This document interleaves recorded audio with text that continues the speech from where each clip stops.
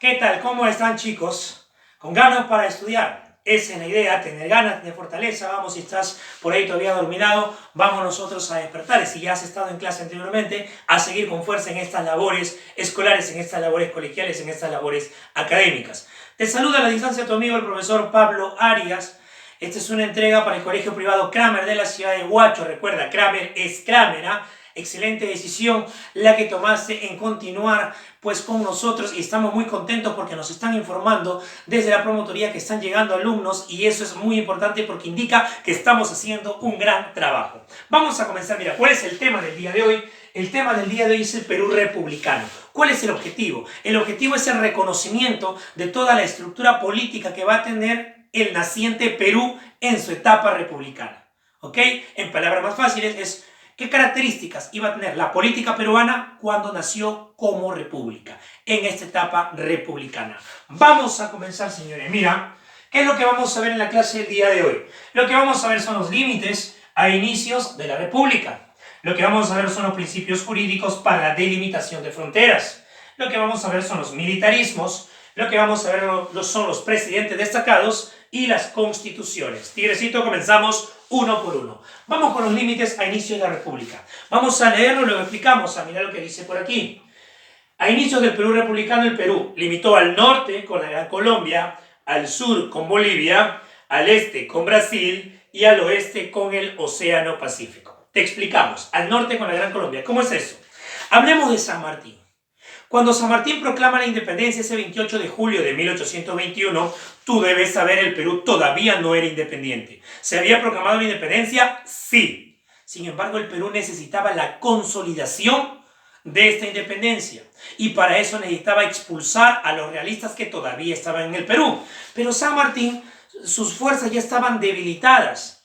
Recuerda que venía de Mendoza, San Lorenzo, Uspallata, Los Patos, Chacabuco, Cancha Rayada, Maipú, Valparaíso, Paita, Supe, Cerro de Pasco. Entonces las fuerzas sanmartinianas estaban desgastadas.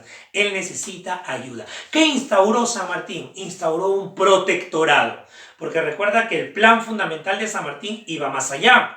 Iba a su plan a ver la estructura de una monarquía constitucional. Tanto así que San Martín envió una delegación hacia Europa para buscar, para ver un príncipe, un rey, un monarca que venga y gobierne el Perú bajo una constitución. Iba a haber un equilibrio de poderes, ese era el plan sanmartiniano, porque así es como vivía España su sistema político. Y recuerda que San Martín vivió gran parte de su vida en España. Pero vuelvo.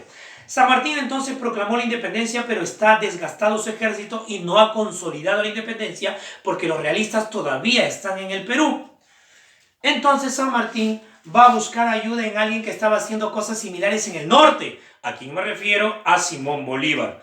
Corriente libertadora del norte de Simón Bolívar. Por ejemplo, la batalla de Carabobo, que sella la independencia de Venezuela. Batalla de Boyacá, que sella la independencia de Colombia. Batalla de Pichincha, que sella la independencia de Ecuador. Después de estas enormes y positivas campañas, Simón Bolívar se había establecido en Guayaquil. Vamos a hablar de Guayaquil, tigrecito. Guayaquil le pertenecía al Perú. Guayaquil pertenecía a territorio peruano. Guayaquil era parte del virreinato del Perú. Y ahí se había establecido Simón Bolívar. Y ahí es donde va a ir San Martín para conversar con Simón Bolívar. Es decir, San Martín va a ir a Guayaquil, pero San Martín está yendo a territorio que le pertenece al Perú. San Martín está yendo a un territorio donde está Bolívar, sí, pero que le pertenece al Perú. Tigre, cuando llega San Martín, cuando San Martín va y llega a Guayaquil, tú debes recordar, esto te lo debe haber dicho tu profesora en primaria, o tal vez algún maestro o maestra te lo debe haber comentado, que Simón Bolívar recibe a San Martín con el siguiente saludo. ¿Qué le dijo? Cuando llega San Martín le dice: bienvenido, señor libertador, a tierras de la Gran Colombia. Pero ¿cómo van a ser tierras de la Gran Colombia si era Guayaquil? Y recuerda que Guayaquil, ¿a quién le pertenecía? Le pertenecía al Perú. Entonces, ¿cómo es que van a ser tierras de la Gran Colombia? ¿Cómo es eso? ¿Qué había pasado? Lo que había sucedido es que Simón Bolívar había anexado Guayaquil, lo había anexado a la Gran Colombia. Bolívar había anexado Guayaquil a la Gran Colombia. Entonces San Martín, que llega, va a darse cuenta de que Bolívar ha anexado Guayaquil a la Gran Colombia, Tigrecito. Entonces voy a los límites. Al norte, ¿con quién limitaba el Perú?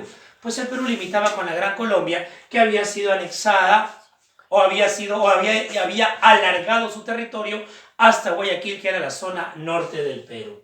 Tigre, al sur el Perú limitaba con Bolivia. Bolivia, nosotros siempre hemos limitado con Bolivia hasta el año 1879, que se desarrolló la Guerra del Pacífico. Cuando nace el Perú y cuando nace Bolivia, cuando nacen ambos países, Perú al norte, Bolivia al sur. Más al sur, Chile. Ese era el mapa del Perú en 1826, 27, 29, 30, 1840, 50, 60, hasta 1879. Tigrecito, te pregunto, tú que estás ahí en casa, te pregunto, ¿qué pasó en 1879? ¿Qué se inició? La Guerra del Pacífico, la denominada guerra con Chile, la guerra del guardia y el salitre, la guerra de los 10 centavos, que ya lo vamos a ver más adelante. Entonces, vamos a tener nosotros que el Perú, a inicio de su vida republicana, limitaba al sur con Bolivia. Al este, limitamos con Brasil. Al oeste, limitamos con el Océano Pacífico. Esto no ha cambiado y es muy difícil que cambie. Eso se va a mantener, creo que siempre por la coyuntura geográfica, que es la presencia de Brasil y del Océano Pacífico. Principios jurídicos para la delimitación de fronteras. Tigrecito, aquí préstame atención. Esto es importantísimo, préstame atención. Tengo el uti possidetis y tengo la libre determinación de los pueblos. Estos son principios jurídicos que ayudaron a la delimitación de fronteras. Son principios jurídicos que ayudaron a la delimitación de fronteras. ¿Qué es el uti possidetis?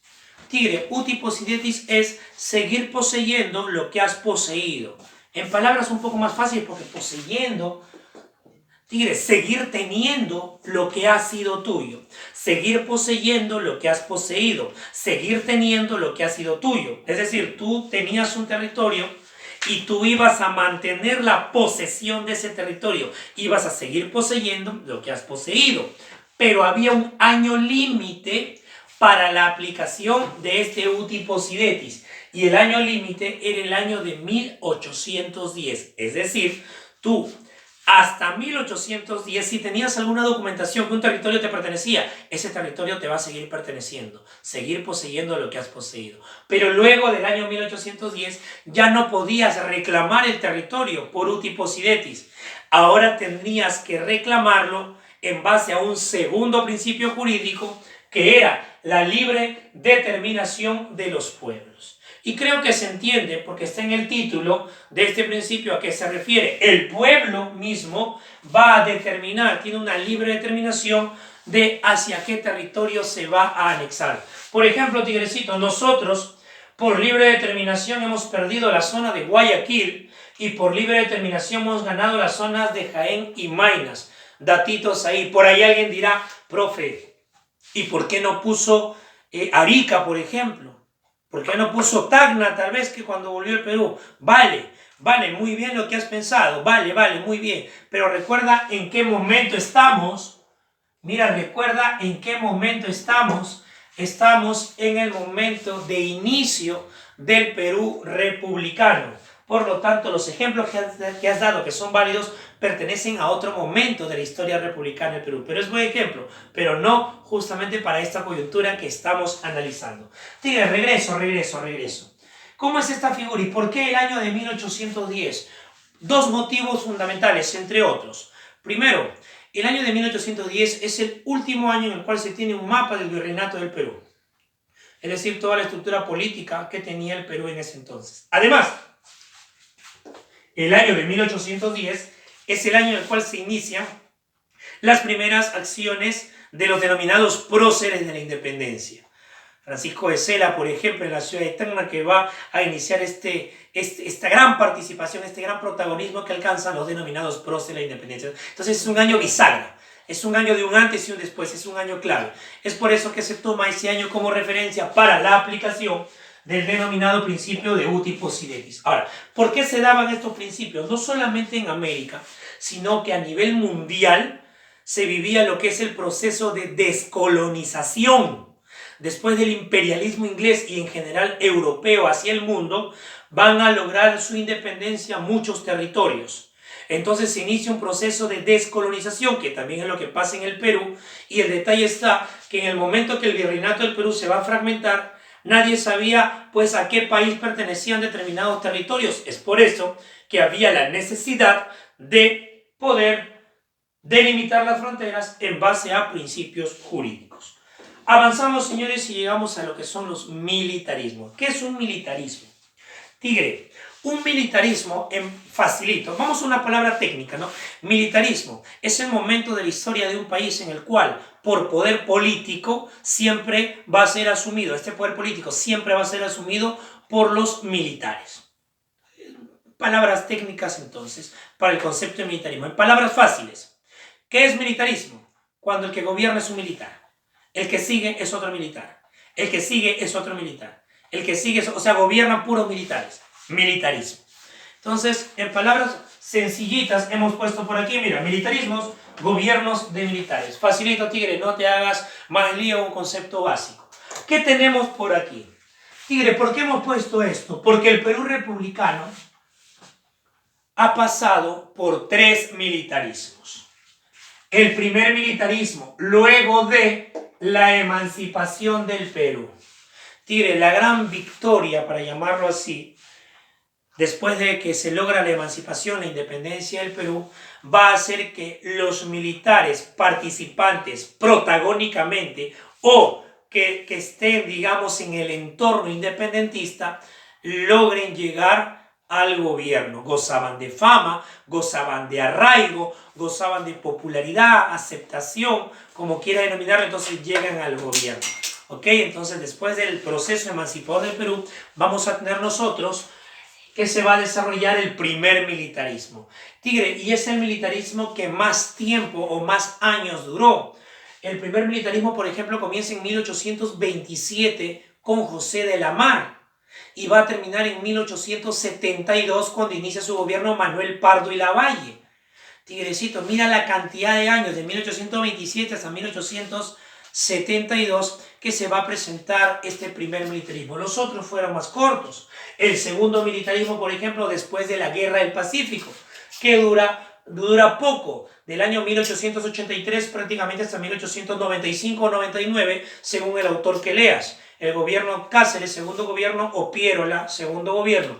Ahí hay una discusión, digamos, porque hay algunos autores que se indican uno u otro caso. Cuando veamos nosotros segundo militarismo, cuando veamos reconstrucción nacional, cuando veamos república aristocrática, vamos a contarte un poco más. Ahora solo lo estamos mencionando. Tercer militarismo, después del oncenio de Leguía. Tigre, en las primeras 2 décadas del siglo XX se vive un periodo que se llamó la república aristocrática. Gobierno de los poderosos civiles, adinerados. Cuando digo poderosos, adinerados. Los poderosos civiles. En 1919 comienza su gobierno Augusto B. Leguía y va hasta 1930. Pero Leguía gobierna en este oncenio, el famoso oncenio de Leguía, 11 años de gobierno, ya no gobierna como aristócrata, porque su entorno fue dictatorial. Ya te lo voy a contar también cuando veamos esa clase. Ahora solo quiero que recuerdes que el tercer militarismo va después del oncenio de Leguía. Aquí comienza en 1930, aquí comienza en 1883 y aquí comienza, digamos, en 1827 con José de la Mar. ¿Ok? Ese es el año en el que comienzan los militarismos. Ojo, porque de repente alguien dirá, el profe es equivocado, ¿cómo va a decir Guerra del Pacífico en 1883? La Guerra del Pacífico termina en 1883 y ahí comienza el segundo militarismo. Avanzamos. Presidentes destacados. Tigrecito, cuando yo te digo presidentes destacados, no quiere decir que sean los más importantes o algo similar, no. Cuando yo te he puesto aquí presidentes destacados, hago referencia a los presidentes que por determinada característica, coyuntura, casualidad, van a ser destacados, van a ser importantes, van a ser recordados. Por ejemplo, José de la Riva Agüero. ¿Por qué José de la Riva Agüero va a ser recordado en la historia republicana del Perú? José de la Riva Agüero va a ser recordado porque es el primer presidente del Perú. No lo olvides entonces, primer presidente del Perú, José de la Riva Agüero. Manuel Pardo y Lavalle. ¿Por qué voy a destacar a Manuel Pardo y Lavalle? Porque Manuel Pardo y Lavalle es el primer presidente civil del Perú. El primer presidente civil del Perú, Manuel Pardo y Lavalle. ¿Quién más tengo? Tengo a Miguel Iglesias. ¿Por qué voy a destacar a Miguel Iglesias? Porque él es el primer presidente del segundo militarismo. Y además voy a destacar a Iglesias, ¿sabes por qué? Porque Iglesias fue nombrado presidente y reconocido en el Perú, pero no fue nombrado ni por elecciones, no fue nombrado ni por golpe de Estado, para llamarlo así, no fue nombrado ni por una junta de gobierno, no. ¿Sabes quién nombró a Iglesias como presidente del Perú? Chile. Los chilenos nombran a Iglesias como presidente del Perú tras el famoso grito de Montán que conllevaría al Tratado de Ancón, que pone fin a la Guerra del Pacífico, nefasto, negativo, derrota total para los intereses peruanos. José de la Mar. ¿Por qué voy a destacar a José de la Mar, Tigre? ¿Sabes por qué? Porque él es el primer presidente del Perú republicano. Ojo, es diferente, ¿ah? José de la Riva Agüero es el primer presidente del Perú. José de la Mar es el primer presidente del Perú republicano. Es diferente, Tigrecito, a tomarlo en cuenta. Augusto B. Leguía. ¿Por qué voy a destacar a Augusto B. Leguía? Porque es el presidente que de manera ininterrumpida ha gobernado más tiempo. 11 años, el famoso oncenio de Leguía. Quien de repente podía haber quebrado, vamos a llamarlo este récord de Augusto B. Leguía, era Alberto Fujimori. Porque Alberto Fujimori recuerda que fue elegido por tercera vez. Alberto Fujimori debió, si es que no se hubiera pues destapado todos los niveles de corrupción que se presentaron en su gobierno, debió haber gobernado hasta el año 2005. Fujimori hubiera gobernado 15 años el Perú, sin embargo pues esto no se dio y solo gobernó 10 años y un poquito más, el famoso decenio de Fujimori. Entonces, ¿por qué destaco a Augusto B. Leguía? Porque es el presidente que de manera ininterrumpida gobernó más tiempo, 11 años. Y recuerda que él también tuvo un primer gobierno de 4 años. Augusto B. Leguía gobernó el Perú en total 15 años. Agustín Gamarra. ¿Por qué voy a destacar a Agustín Gamarra? Porque él es el primer presidente del Perú que gobierna por segunda vez. Lamar, Gamarra, Orbegoso, Salaverry, Santa Cruz, Gamarra. O sea, Gamarra es el primer presidente del Perú que asciende a la presidencia del Perú por segunda vez. Repito, cuando yo te pongo aquí presidentes destacados, no me estoy refiriendo a que sean los más importantes, a que sean de repente los que tuvieron mejor gobierno, no. Iglesias, criticado siempre. Agustín Gamarra, considerado por algunos historiadores como un dictador, por otros obviamente no. O sea, no tiene nada que ver con cómo gobernaron, sino determinar la característica, como te estoy mencionando, primer presidente que gobierna 2 veces, quien gobernó más tiempo, que los hace en este acápite que he presentado en esta clase como presidentes destacados. Ahora, última parte, tengo las constituciones que ha tenido la historia republicana del Perú. Señores, el Perú ha tenido 12 constituciones. 1823 del Marqués Bernardo de Torre-Tagle, 1826 de Simón Bolívar, 1828 de José de la Mar, 1834 de Luis José de Orbegoso, 1839 Agustín Gamarra, 56 y 60 del mismo personaje, Ramón Castilla, 1867 Mariano Ignacio Prado, 1920 Augusto Bernardino Leguía, 1933 Luis Miguel Sánchez Cerro, 1979 Francisco, por si acaso no es Remigio, Francisco Morales Bermúdez, recuerda que Remigio pertenece al siglo XIX, 1993 Alberto Fujimori. Ahora, ¿cuál voy a destacar? La del 23, porque es la primera constitución. ¿Cuál voy a destacar? La del 26 también. ¿Por qué? Porque es una constitución que tuvo nombre propio dentro de la Junta de Santa Cruz. Algunos pues lo ponen a Santa Cruz, pero es la constitución de Bolívar. Tiene nombre propio, se le llamó Junta Militar. Esta Junta Militar con Bolívar va a aceptar esta constitución, que es la constitución vitalicia de Bolívar. ¿Cuál voy a destacar? La de 1828, porque es la primera del Perú republicano. ¿Y cuál más voy a destacar? Mira por aquí. La de 1860, porque es la constitución que duró mayor cantidad de tiempo. ¿Sabes cuánto duró? Duró 60 años. Solamente en el 67 tuvo unos meses que no tuvo vigencia. Bien, señores, este ha sido entonces el tema de Perú republicano en una primera parte, marco teórico importante. No te pierdas, nosotros vamos a estar presentes en el desarrollo de la siguiente clase. A cuidarse, nos vemos.